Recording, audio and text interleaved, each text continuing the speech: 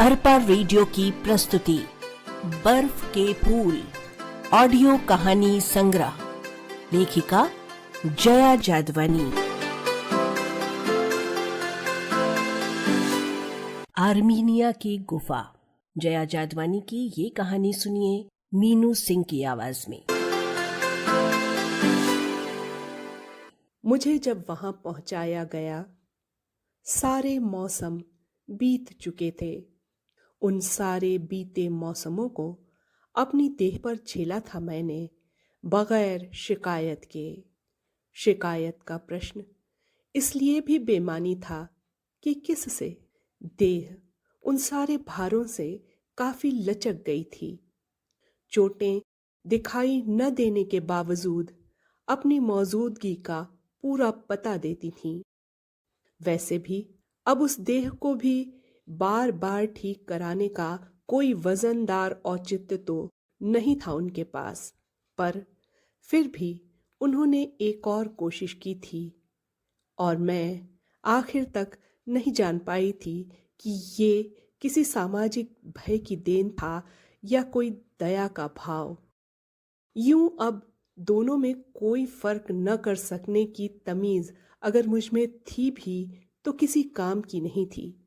मेरे लिए दोनों ही बातें अर्थहीन थीं। वह मेरे बिस्तर के ठीक पीछे खड़ा था, नीम अंधेरे में, और मैं एक बिस्तर पर लेटी हुई थी। उजाले में वह अपनी सारी कोशिशें करके देख चुका था और लगभग उसी समय जबकि खुद उसे भी विश्वास हो रहा था कि वह भी औरों की तरह बस लौट जाने वाला है, मेरा मन एक विचित्र भाव से भर गया। कोई और आएगा और फिर वही सब बार बार। खेल खेल में मैंने उसे रोक लिया। मैंने खुद उसे बताया कि इस उजाले में वह कुछ नहीं पा सकेगा। कुछ पाने के लिए हमेशा कीचड़ में उतरना पड़ता है। कीचड़, दलदल, गंदे बहते नाले में उतरकर उस कीचड़ में घुटनों घुटनों डूबे रहकर अपने हाथों से वह गुमी हुई चीज टटोलनी पड़ती है। हालांकि इतनी ज्यादा उम्मीद करना उससे नाइंसाफी जैसा करना था। वह उम्र और अनुभव दोनों में मुझसे कच्चा था और मुझे लगा इसका हाथ पकड़कर कहाँ ले जाया जा सकता है, जहां ना इसके पहले कोई आया था, न मैंने किसी को आने की जगह बनने दी थी। आप संस्कृत की किसी बेहद पुरानी किताब की तरह हैं, अनसुलझी, अलक्षित, अनसमझी जटिल सूत्रों से भरी गूढ़ रहस्यों से लिपटी, वर्षों से एक ही जगह अटकी। वह कह रहा था। कुछ कहते कहते झिझक गया। मैं इंतजार करती रही। फिर उसकी दृढ़ आवाज आई, हो सकता है ये सूत्र मायनाखेज हों, पर किस काम के? दुनिया इनके बगैर भी चल रही है आराम से। किसके पास इतनी फुर्सत और वक्त है? वह एकाएक चुप हो गया। जानती हूं मैं यह सच्चाई। इन फुर्सतों का इंतजार मैंने बरसों किया है। यह तो हमें बहुत बाद में पता चलता है कि चीजों की ही बहुत जगह होती है जीवन में, फीलिंग्स की नहीं। वे सड़ जाती हैं, खत्म हो जाती हैं, कोई जानने की कोशिश तक नहीं करता। सारी कोशिशें तो बस चीजों को बचाए रखने की होती हैं। सो मुझे कुछ नहीं हुआ सुनकर मैं जमी रही। आप ठीक होना चाहती हैं? पीछे से आवाज आई। नहीं चाहती तो आती क्यों? आप नहीं आई हैं, ले आया गया है आपको। ऊपर से लगता है ये आप पर हंस रहे हैं, तरस खा रहे हैं, पर दरअसल आप हंसती हैं इन पर, आप थूकती हैं इन पर। आप इनसे उस सब का बदला लेना चाहती हैं जो उनके रहते हुआ नहीं, और जाने उसकी जिम्मेदारी उनकी है भी या नहीं। हो भी सकती है, पर यह कोई तरीका नहीं बदला लेने का। समर्थ बनकर उनके किए को अनकिया करना या असमर्थ बनकर प्रतिशोध लेना दो निहायत अलग चीजें हैं। उनका कुछ हुआ या नहीं, पर आपका क्या हुआ? मैं बगैर ऐतराज के सुनती रही थी, पर आखिरी वाक्य सुनकर मुझे हंसी आ गई। हमारा क्या होता है डॉक्टर इससे बढ़कर? हार मान लो और सोचो कि कुछ नहीं हुआ। इस दुनिया में जो भी है वह सबका है, सबके लिए है।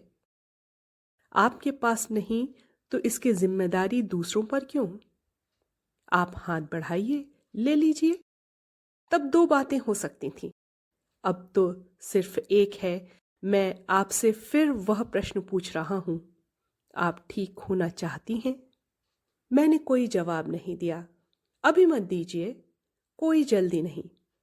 फिर कभी, जब आपका जी चाहे। वह क्षण भर टिका, फिर कहा, अब आप अपनी प्रॉब्लम कहिए।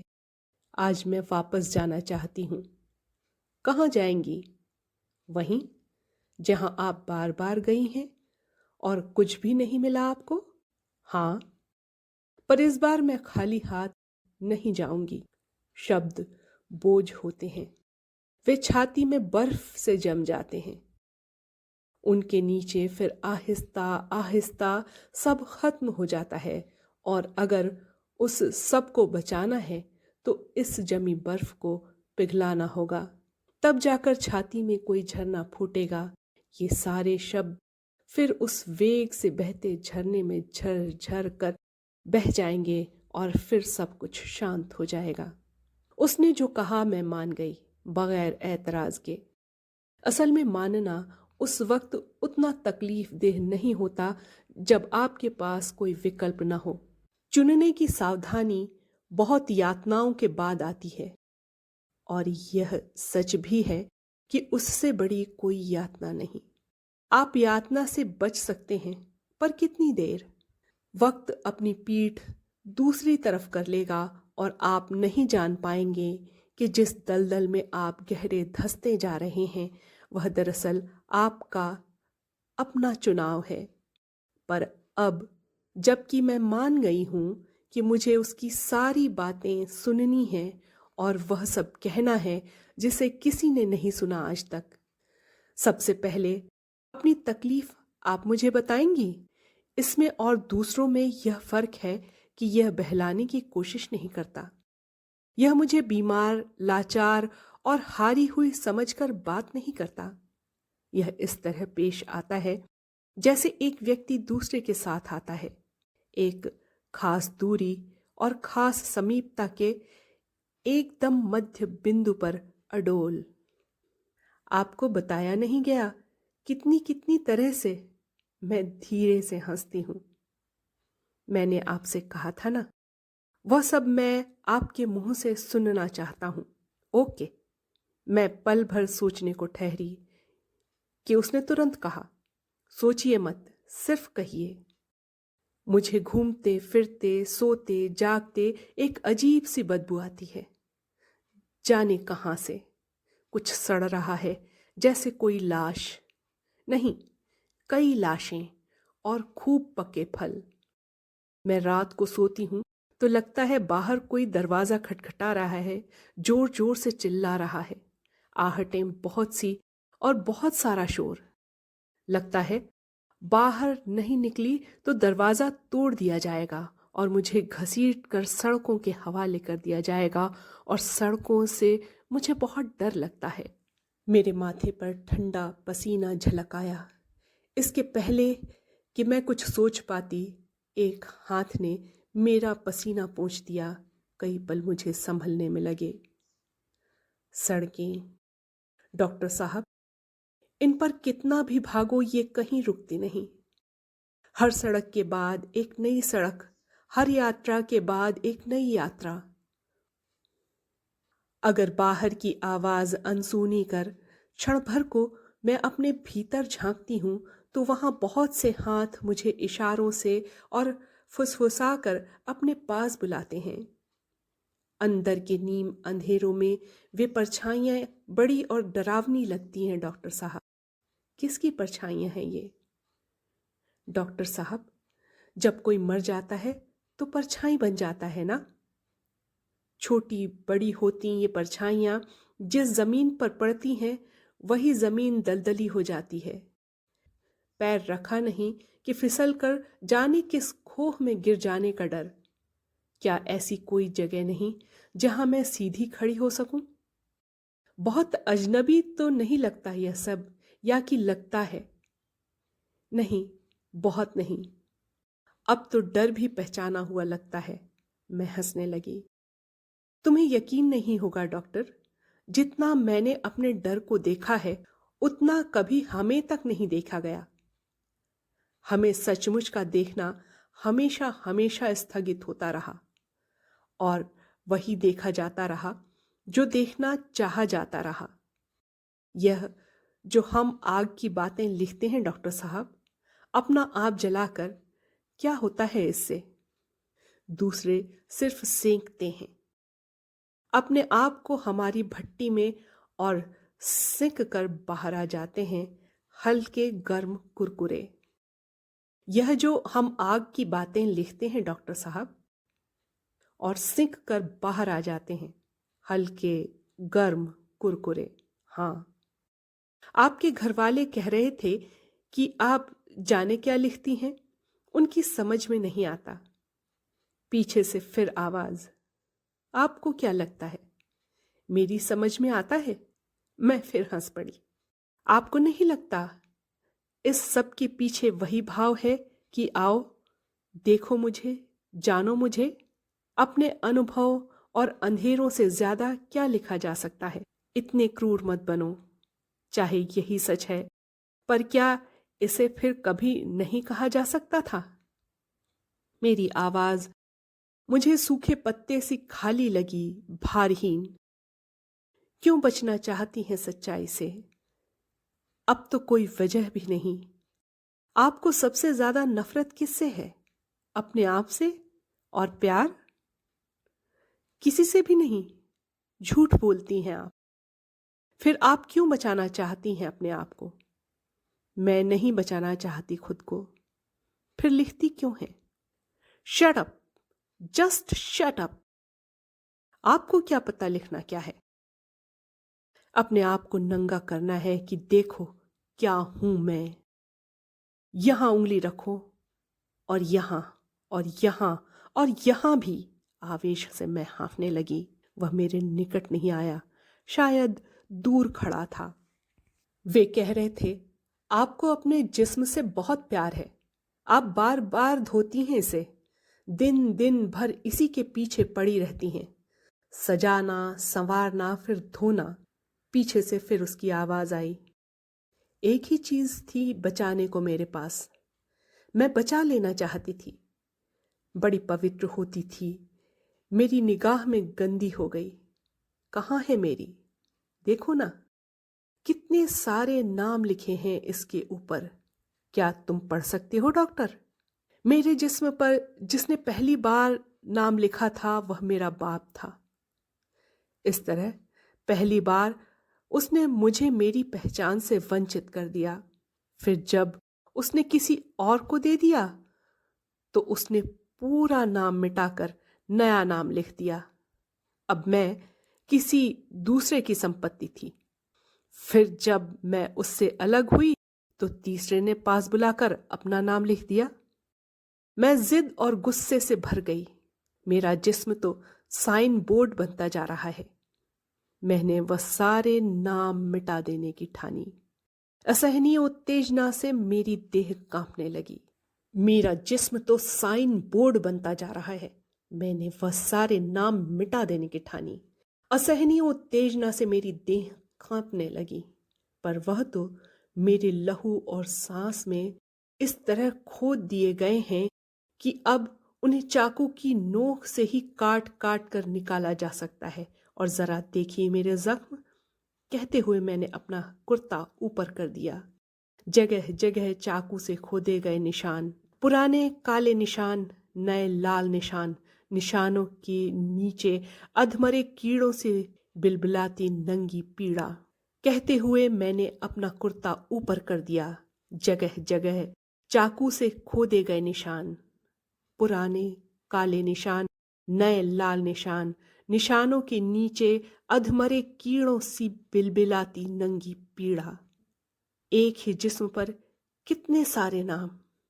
अरे डॉक्टर, ये तो चाकू से भी नहीं निकलते।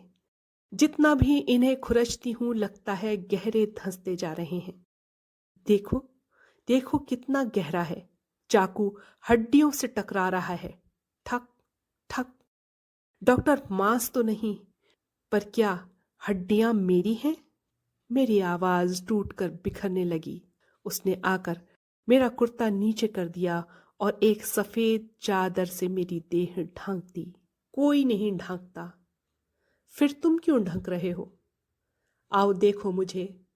कितने दिन बचोगे तुम अपनी भूख से? एक और नाम नहीं लिखोगे तुम? उठाओ मुझे, बाजार में टांग दो, रौंद डालो सड़कों पर। और मैं अपने जिस्म से तंग हूं, मुझे छुटकारा चाहिए तुमसे, सबसे। कहाँ जाऊं मैं? बोलो, कहाँ जाऊं मैं? बोलो, मैं कहाँ जाऊं? अरे कोई है, कोई है? मुझे बाहर निकालो, मेरा दम घुटता है यहां। कितना काला पानी है, तुमने देखा? जाने किस आवेश में कांपती मैं उठी और चादर खींच कर परे फेंक दी और रोते रोते चिल्लाने लगी। उसने मेरा जिस्म पकड़कर झंझोड़ दिया। शायद वह नर्स थी जो भीतर से आई और मेरी बाह में कुछ घोंप दिया। आपको एक बात याद है? उसने झिड़कते हुए पूछा। कई दिनों बाद, वैसे पिछले दिनों हुआ सिर्फ यह था कि मेरी खराब हालत को देखते फिर कई दिन मुझे डॉक्टर के विशेष चैम्बर में ही रखा गया था।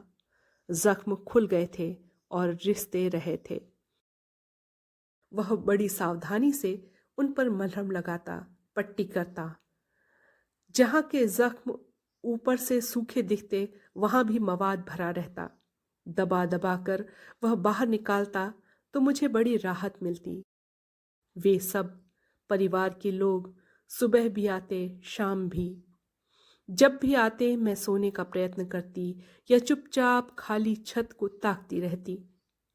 उनके और मेरे बीच संवाद के सारे पुल टूट गए थे और हम सब पहचाने खंडरों के मलबे पर खड़े एक दूसरे को अजनबी आंखों से देखा करते। वे आपस में आंखों के इशारों में बातें करते या फुसफुसाकर। उनकी देह अपने खास कोड में उनकी बातें मुझ तक पहुंचाती और मैं पाती मवाद जितना निकलता है उतना ही फिर भरने लगता है। डॉक्टर समझ गए और फिर उन्होंने उन सब का आना बेहद कम करा दिया। वह मेरी उस खास मनः स्थिति में होने का इंतजार कर रहा था जब वह मुझे फिर अपने सवालों के कटघरे में खड़ा करता और अब मैं उसके सवालों के घेरे में थी। क्या? मैंने उसकी ओर देखना चाहा पर वह दिखा नहीं।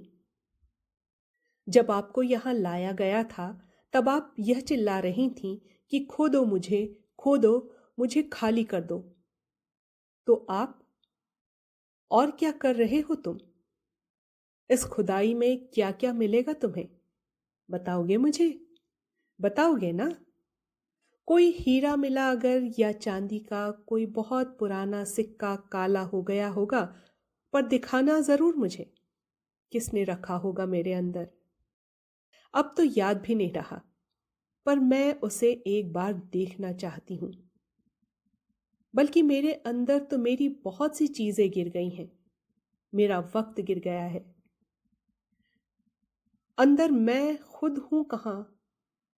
ये जो दिख रहा है ना तुम्हें, सूखी यातना का ढेर, खोदोगे इसे? है हिम्मत? डॉक्टर, तुम मेरा वक्त लौटा दोगे ना? और फिर मैं रो पड़ी। उसने उस दिन और कुछ नहीं पूछा। आपका चैम्बर डॉक्टर साहब मुझे आर्मीनिया की गुफा सरीखा लगता है। बहुत से लोग आते हैं यहां। जो कहीं नहीं कहा जा सका वह यहां आकर कहते हैं। तुम उसे पढ़ते पढ़ते ऊब नहीं जाते? मैंने अगले दिन कहा तो वह मुस्कुरा पड़ा। आप अपने बिस्तर पर लेट जाइए। आप मुझे अपने सामने बिठाकर क्यों नहीं पूछते? आपने ही कहा था आप मेरे सामने नहीं बोल सकती। दूसरे लेटा हुआ व्यक्ति खुद को ज्यादा आसानी से खोल सकता है। मैं बिस्तर पर जाकर लेट जाती हूं। वह उठकर मेरे सिर के ऊपर का उजाला कम कर देता है और मेरे सिरहाने पीछे आ खड़ा होता है। ये आर्मीनिया की गुफा क्या है? पूछा उसने। जब हम लोग पूरी तरह हमलावरों के कब्जे में होते हैं और जुबान बंदी का नियम लागू हो जाता है सालों साल, तो वह सब कहने के लिए हमें आर्मीनिया की गुफा सरीखी जगहों की जरूरत होती है, जैसे मुझे है इस वक्त। फिर भी मैं नहीं समझा। मैंने उसकी बात पर ध्यान नहीं दिया। तुम्हारी दीवारें वे सारे अक्षर सोख लेती होंगी, फिर जब सब चले जाते होंगे तुम भी, तब वे सारे अक्षर दीवारों से उतरकर सड़कों पर चलने लगते होंगे। उनमें अद्भुत जिजीविषा होती है डॉक्टर। वे स्थान बदलते हैं व्यक्ति, पर मरते नहीं। उन्हें दबाया कुचला मसला जा सकता है, पर उन्हें मारा नहीं जा सकता। सड़क पर भी न जाने कितने बूटों टायरों के बीच वह पिसते रहते हैं। उन्हें कोई बुहार कर सड़क के किनारे भी फेंक देता होगा। बहुत देर वे वहीं कुचले मसले पड़े रहते होंगे, फिर धीरे से उठकर वापस लोगों के सीनों में समा जाते होंगे। आप बहुत अजीब बातें करती हैं। इनका असर सीनों से सड़कों तक ही रहता है ना? बस कभी कभी कुछ शब्द अंतरिक्ष में पहुंच जाते हैं और वहां से उजाले के कतरों की तरह उतरते हैं, पर ऐसी घटनाएं कम होती हैं। हजारों बरसों में एक बार। हमने तो सुनी है सिर्फ। उसकी तरफ से कोई आवाज नहीं आई, तो मैंने उसकी दिशा में देखा।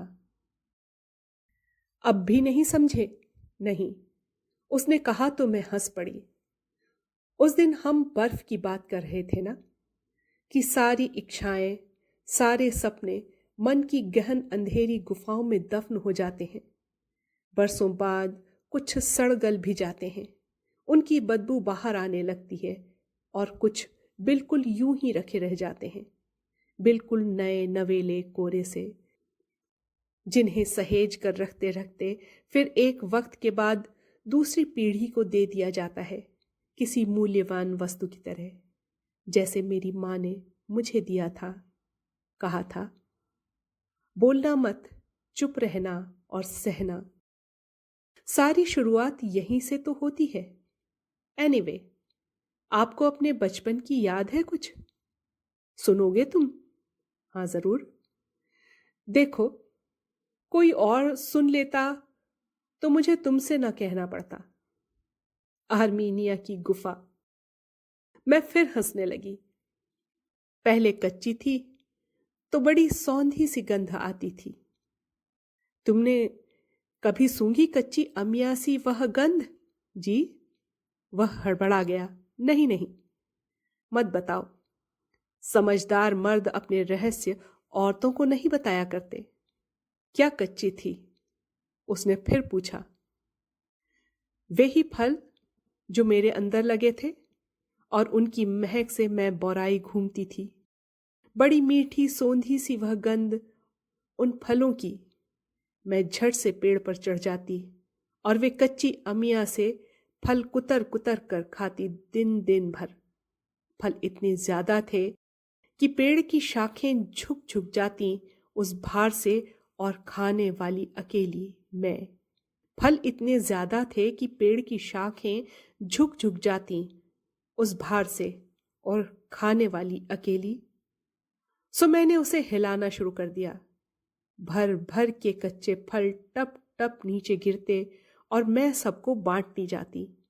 जो आता मैं हंसती, भर भर उसे देती। फिर मैं रुकी तो उधर से आवाज आई, लोगों को और ज्यादा चाहिए था डॉक्टर।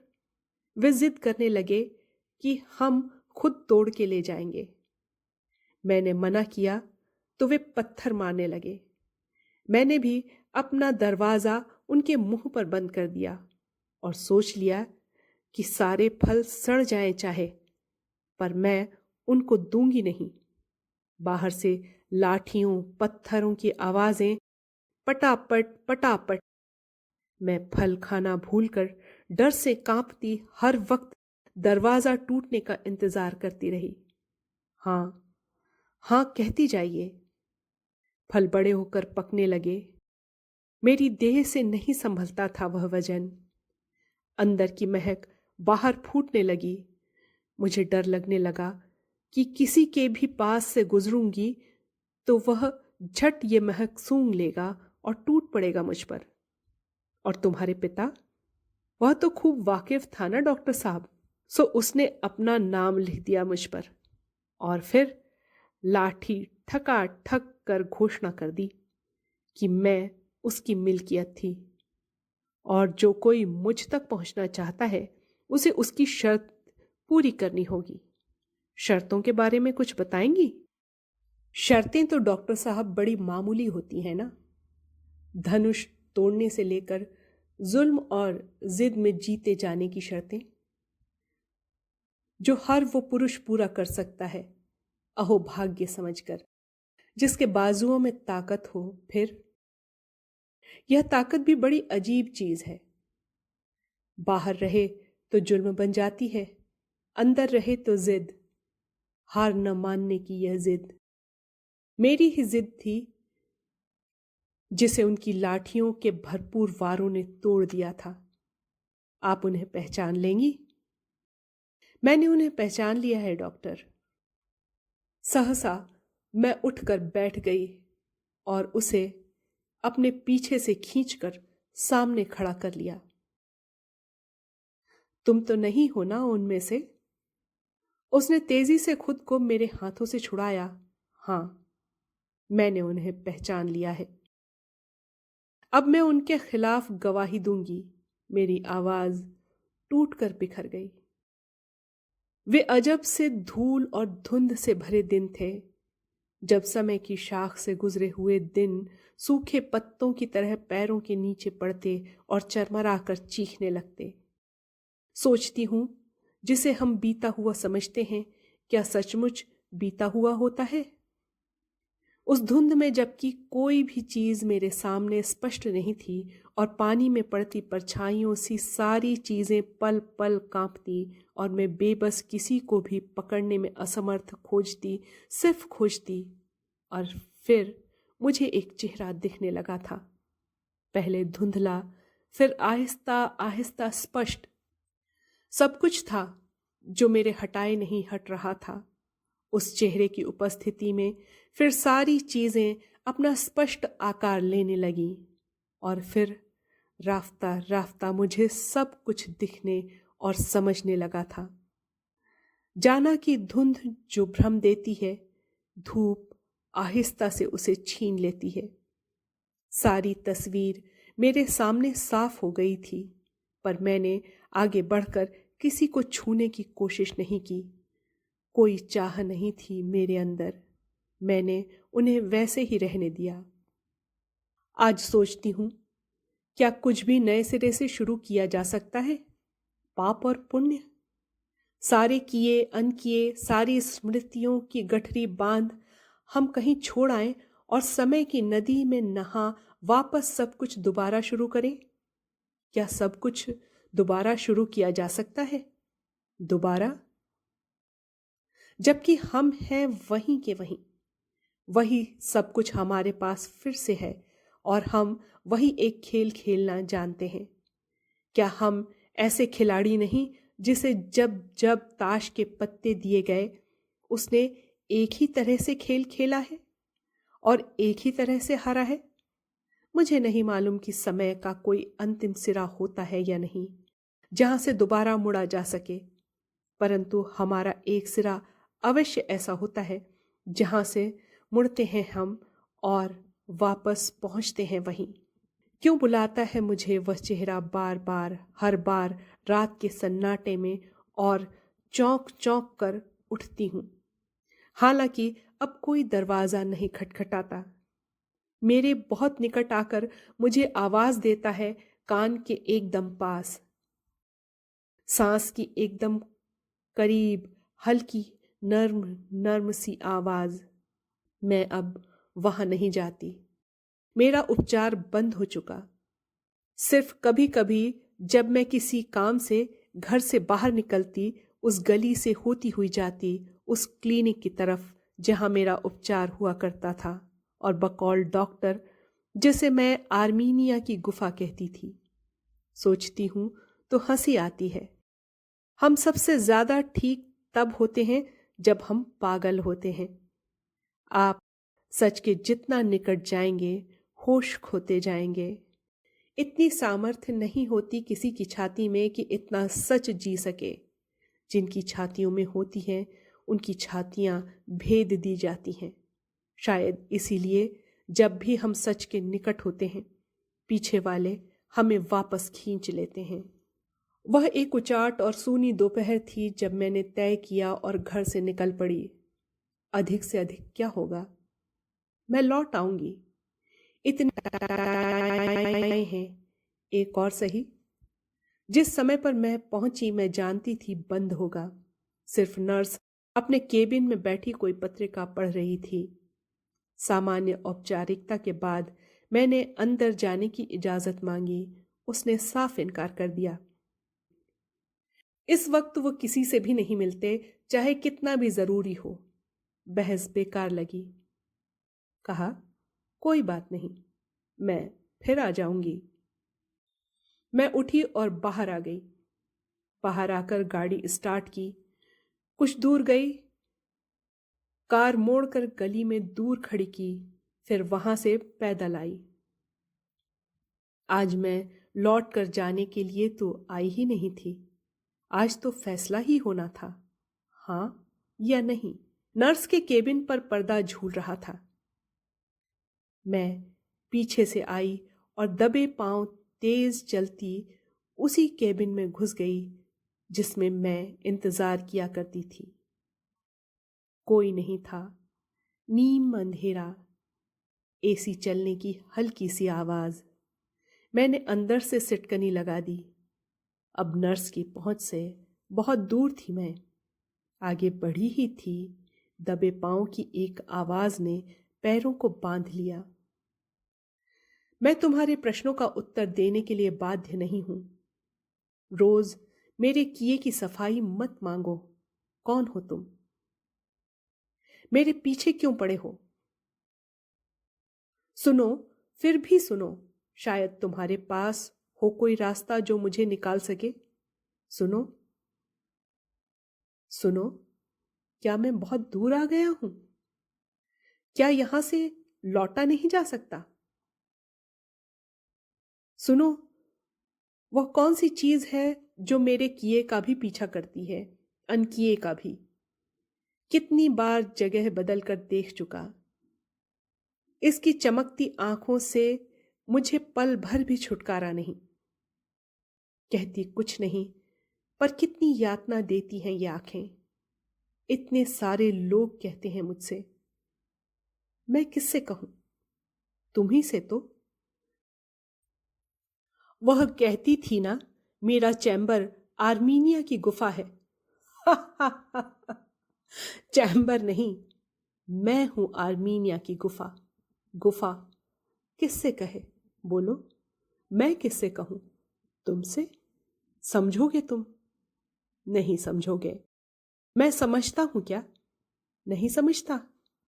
दर्द अपनी दवा खुद खोजता है। मेरा दर्द क्या खोज रहा है? दवा या? एक कड़वी हंसी के साथ खामोशी। मैंने आवाज पहचान ली। वही थी, पर बिखरी बिखरी सी। कुछ भी पहले जैसा नहीं था। आवाज खोखली, मुर्दा देह, निःसत्व घिसटती हुई। मैं नहीं बनना चाहता था आतताई, पर पता नहीं मुझे किसने मुझे इतिहास की कब्र के सबसे ऊंचे चबूतरे पर खड़ा कर दिया और मेरे हाथ में ये छड़ी दे दी, और मैं हाँकने लगा भीड़ को। विजेता बनने का सुख बहुत बड़ा होता है, बहुत बड़ा। नहीं, ताकत नहीं थी मुझ में। मुझे तो सिर्फ दो ही चीजें चाहिए थी, एक पतंग और एक गुड़िया। ताकत तो सिर्फ धर्म के पास थी। उसने अपनी लाठी मुझे दे दी और जिबह हो रहे बकरे का ताजा खून पिला दिया, गर्म और नशीला। देखो, मेरे होंठ अभी तक लाल है। सिर्फ एक घूंट और हम कितनी ही दूर चलने को राजी हो जाते हैं।